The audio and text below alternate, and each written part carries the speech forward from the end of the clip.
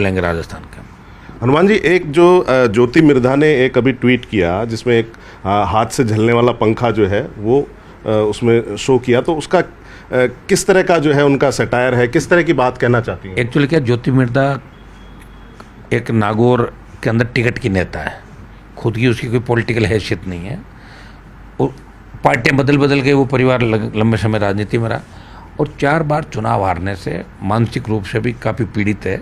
और India bulls में जब ईडी की रेड हुई तो इसने पैर पकड़ लिए और पैर पकड़ के इसकी सासू और ये भाग गए बीजेपी में, और इसके रिश्तेदार उड्डा है वो कांग्रेस के अंदर। तो इनका तो यही पता नहीं चल रहा है कौन सी पार्टी में। रात को तो आपस में मिलते हैं सारे रिश्तेदार, साथ खाना खाते हैं। और इसको एमपी में बना दिया 9 में। इसने प्रणाम के पिताजी की जमान जब तो 12,000 वोट आए थे जैतारण के अंदर, इसको एक सांसद बनाया।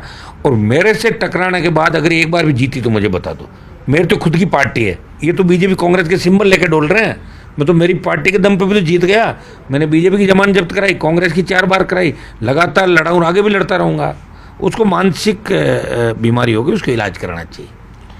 एक पूर्व मुख्यमंत्री अशोक गहलोत ने एक बयान दिया है दौसा में कि जो है बजरी माफिया या और तरह का जो माफिया है वो उसका पैसा जो है सरकार में ऊपर से नीचे तक जो है पहुंच रहा है और ये बड़ी गंभीर स्थिति है। उन्होंने सरकार पे बजरी माफिया को खास तौर पे जो है प्रश्रय देने का आरोप लगाया उन्होंने। और ये जी उस बारे में आप क्या कहें? मैंने भी आरोप लगाया।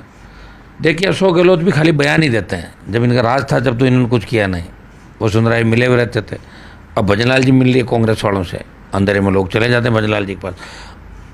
गौरव श्रीवास्तव और कुछ ऐसे लोग हैं जो सीएम के इर्द गिर्द रह चलाते हैं। बजरी माफिया और लीकर का सारा काम ही लोग देखता है, इसमें कोई दो राय नहीं कि मोटा पैसा इन तक जाता है। अभी रिया के अंदर जो बजरी की माइन से थी, जिनकी खिलाफ कार्रवाई करने में गया और वह कार्रवाई भी, उसमें ज्योति मिर्धा और 5 बीजेपी के विधायकों की पार्टनरशिप उन माइंस के अंदर है।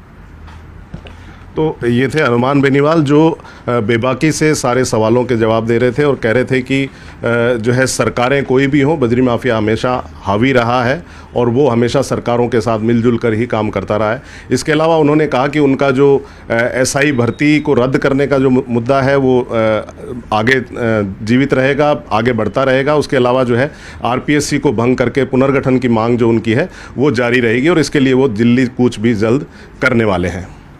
कैमरामैन दिलीप चेची के साथ हितेंद्र शर्मा, न्यूज़ 18 राजस्थान।